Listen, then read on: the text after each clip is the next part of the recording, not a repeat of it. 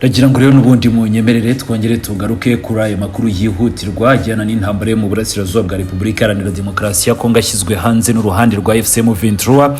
Biragaragara mu itangazo ryihuse Lawrence Kanyuka uvugira iri huriro ashyize hanze mu kanya gato cyane gashize agaragaza ko uyu munsi leta ya Repubulika Iharanira Demokarasi ya Kongo ko yiriwe imisha noneho ibisasu bya za drone za kamikaze cyangwa se z'ubwiyahuzi mu bice biherutse kwigarurirwa na M23 birimo Kanyora, Nzimbira ndetse n'ahandi.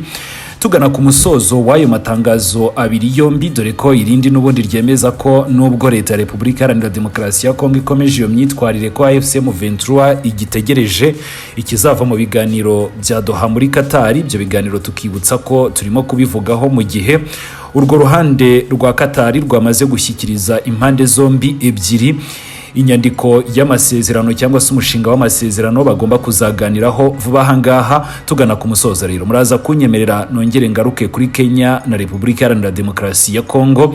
Ni mu minsi mike cyane ishize nibwo Perezida Ruto yafashe umwanzuro wo gushyiraho uhagarariye Kenya cyangwa se ureberera inyungu za Kenya mu mujyi wa Goma. Ibyo kandi byakuruye umwuka mubi hagati ya Nairobi na Kinshasa, biza no kurangira uwo yanzwe n'ubutegetsi bw'i Kinshasa. Turaza kurebera hamwe rero urugendo rwaranze bino bihugu byombi kuva mu mwaka wa 2022 kugera muri uyu mwaka wa 2025, twibutsa ko muri uyu mwaka tuza guhera wa 2022 nibwo Nairobi yakiriye inama yaje kuvamo ishingwa rya M23. Reba hasi handitse subscribe tujye dukomeza kubana mu makuru atandukanye.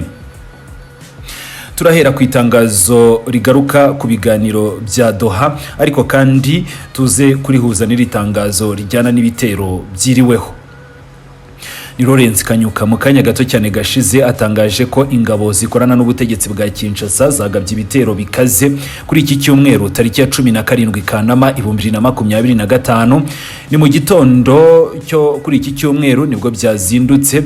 Ibi rero ngo bikaba byari bigizwe n'ibisasu bikomeye cyane by'indege zitagira abapilote, ariko nanone ngo zimwe zari nizo mu bwoko bwa kamikaze cyangwa se drone z'ubwiyahuzi. Ibyo bitero bikaba byagabwe mu bice byuzuyemo abaturage b'inzirakarengane, ariko nanone biherutse kwigarurirwa na M23. Bikaba ibice birimo Nzimbira, Kanyora n'utundi duce duturanye naho tuvuze.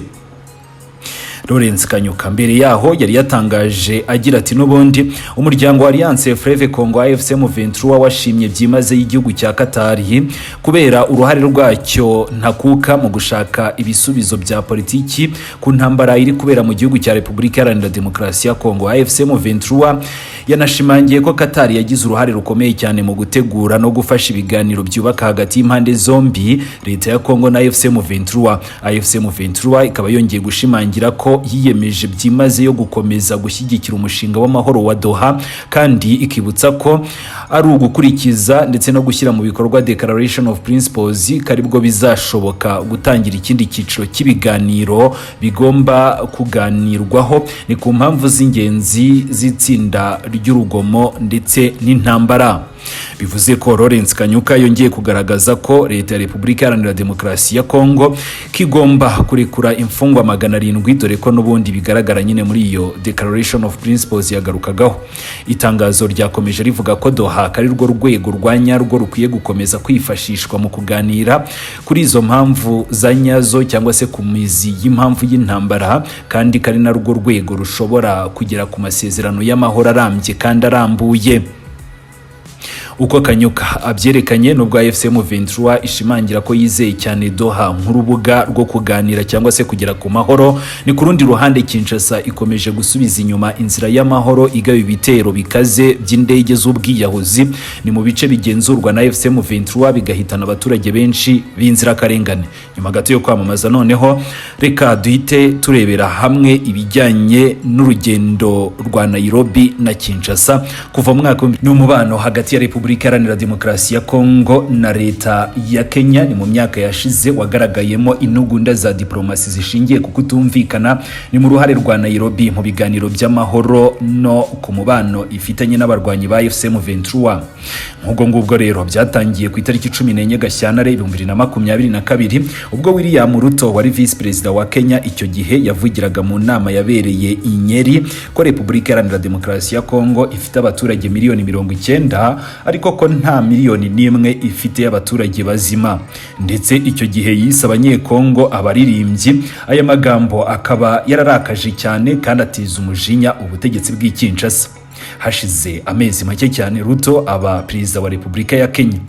Ni mu mpera z'Ukuboza 2022 Perezida Felix Antoine Tshisekedi Chilombo yakiriye i Kinshasa General Jeff Nyagaha wo muri Kenya wari umuyobozi w'ingabo z'akarere ka EAC, maze ashimangira ko ubuyobozi bw'ingabo bugomba gukurikiza amabwiriza ya Repubulika Iharanira Demokarasi ya Kongo.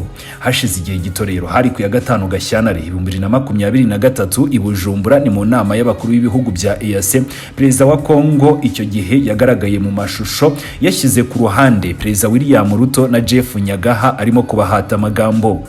Icyo gihe yasabaga uyu Jeff Nyagaha kutazigera na rimwe agenda mu ruhande rwa M23, akibutsa uwo mujenerali ko icyabazanye ari ugufasha Repubulika Iharanira Demokarasi ya Kongo, katari ugukomeza gukurura ibibazo biha ibyo gukomeza gushyigikira umutwe wa M23.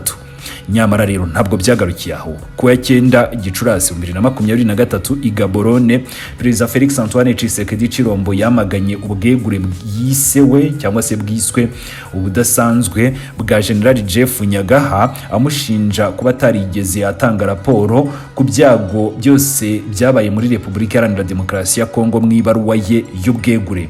Icyo gihe yongeye kutishimira uburyo Nairobi yahise isimbuza Nyagaha undi mu generali Fasade Maturi Kiyugu, agaragaza ko ibyakozwe na Kenya ko bitakurikije diplomasi, ko hatabayeho kubanza kugisha inama ubutegetsi bw'i Kinshasa. Mu Kuboza n'ubundi 2023 amakimbirane yarushijeho gufata indi ntera ubwo Colonel Nanga ku mugaragaro noneho i Nairobi yatangizaga urubuga cyangwa se urugaga cyangwa se ihuriro rya Alliance Fleuve Congo AFC M23.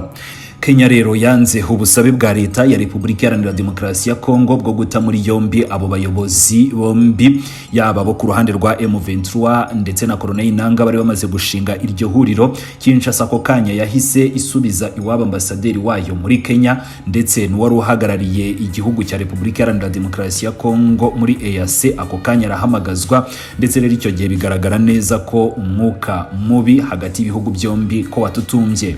Kwa 24 Nyakanga 2024 Felix Antoine Tshisekedi Chilombo yashinje mu ruhame William Ruto ko yaciye ukubiri no kuyobora ibiganiro mu buryo bukwiye, ni mu gihe cy'inyunganizi z'amahoro yabivugiye mu nama y'ubusesenguzi.